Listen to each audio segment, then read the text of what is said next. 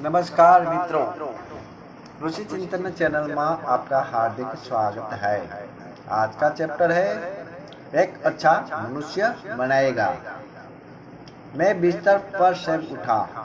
अचानक शांति में दर्द होने लगा। मुझे आज की तकलीफ तो नहीं है।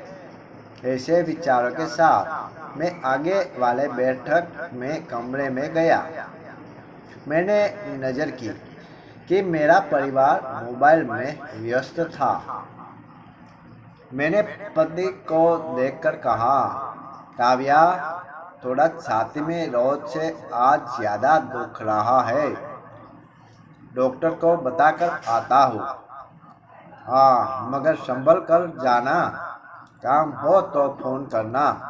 मोबाइल में देखते देखते ही काव्या बोली। मैं एक्टिवा की चाबी लेकर पार्किंग में पहुंचा।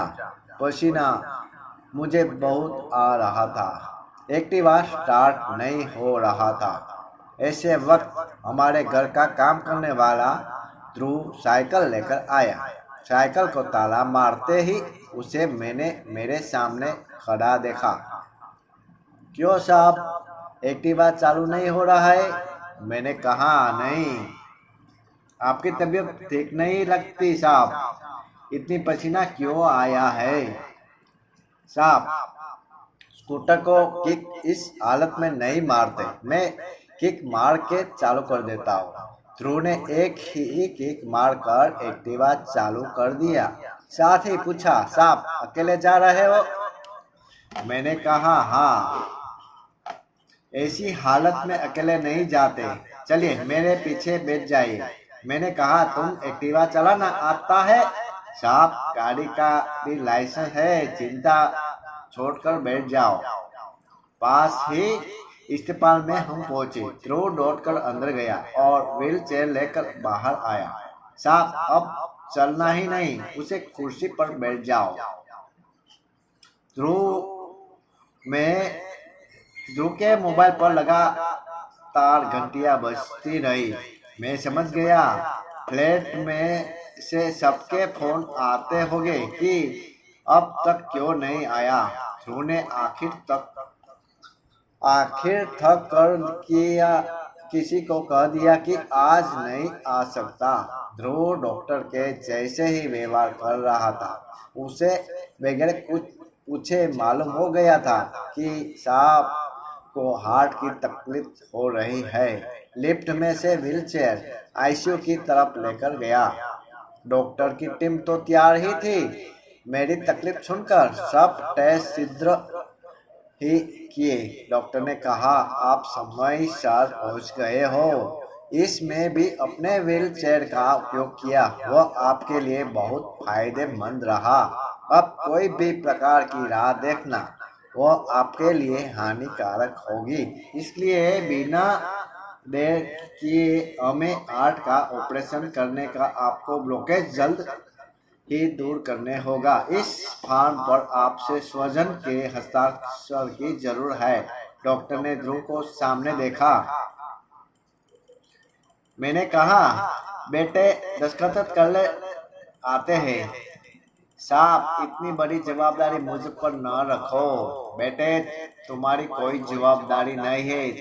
तुम्हारे साथ भले ही लहू का संबंध नहीं है, फिर भी बगैर कहे तुमने तुम्हारी जवाबदारी पूरी की। वह जवाबदारी हकीकत में मेरे परिवार की थी। एक और जवाबदारी पूरी कर दो बेटा। मैं नीचे लिखकर सही करके लिख दूंगा कि मुझे कुछ भी होगा तो जवाबदारी मेरी है। ध्रुव ने सिर्फ मेरे कहने पर ही हस्ताक्षर किया। बस अब और हाँ, घर फोन लगाकर खबर कर दो।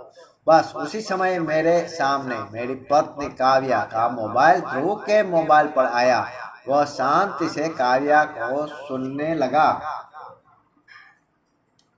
थोड़ी देर के बाद ध्रुव बोला, मैडम, आपको पगार काटने का हो तो काटना, निकालने का हो तो निकाल दो, मगर अभी अस्पताल ऑपरेशन शुरू होने के पहले पहुंच आ जाओ। हाँ मैडम, मैं साहब को अस्पताल ताल लेकर आया हूँ। डॉक्टर ने ऑपरेशन की तैयारी कर ली है और राह देखने की कोई जरूरत नहीं है। मैंने कहा, बेटा घर से फोन था? हाँ साहब। मैंने मन में सोचा, काव्या तुम किसी की पगार काटने की बात कर रही है और किस को निकालने की बात कर रही हो। आंखों में आंसू के साथ ध्रुव ने कंधे पर हाथ रखकर मैं बोला, बेटा चिंता नहीं करते। मैं एक संस्था में सेवाएं देता हूँ। मैं बुजुर्ग लोगों का सहारा देते हैं। वहाँ तुम जैसे ही व्यक्ति को जरूरत है। तुम्हारा काम बर्तन कपड़े धोने का नहीं है, तुम्हारा काम तो समाज सेवा का है। बेटा पगार मिलेगा, इसलिए चिंता ना करना। ऑपरेशन के बाद मैं होश में आया। मेरे सामने पूरा परिवार नतमस्तक खड़ा था। मैं आंखों में आंसू के साथ बोला, ध्रुव कहाँ है? काव्या बोली, वो अभी ही छुट्टी लेकर गाँव गया। कहता था उसके पिताजी हार्ट अटैक में गुजर गए हैं, 15 दिन के बाद फिर से आएगा। अब मुझे समझ में आया कि उसको मेरे में उसका बाप दिखता होगा। हे प्रभु, मुझे बचाकर आपने उसके बाप को उठा लिया। पूरा परिवार हाथ जोड़कर मुख नतमस्तक माफी मांग रहा था।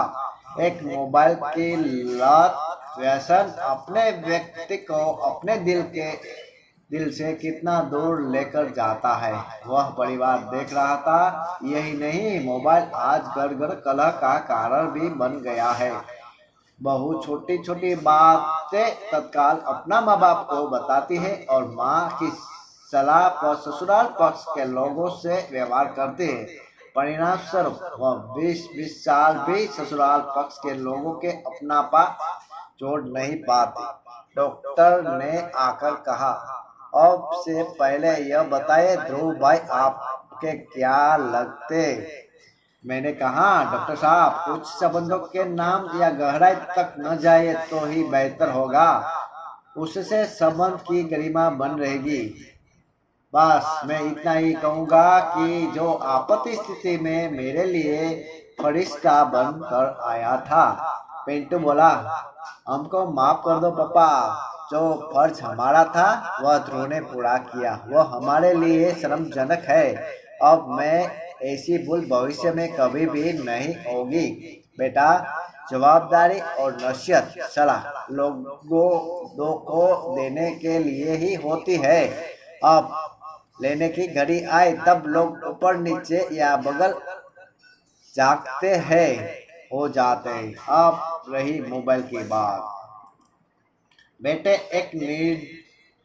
एक निर्जीव खिलौने के जीवित खिलौने का गुलाम कर दिया है। समय आ गया है कि उसका मर्यादित उपयोग करना है, नहीं तो परिवार, समाज और राष्ट्र को उसके गंभीर परिणाम भोगने पड़ेंगे और उसकी कीमत चुकाने को तैयार रहना पड़ेगा। बेटे और बेटियों को बड़ा अधिकार या व्यापारी बनाने की जगह एक अच्छा मनुष्य बनाएगा। पंडित श्री राम शर्मा आचार्य जी। जय गुरुदेव, जय गुरुदेव, जय गुरुदेव।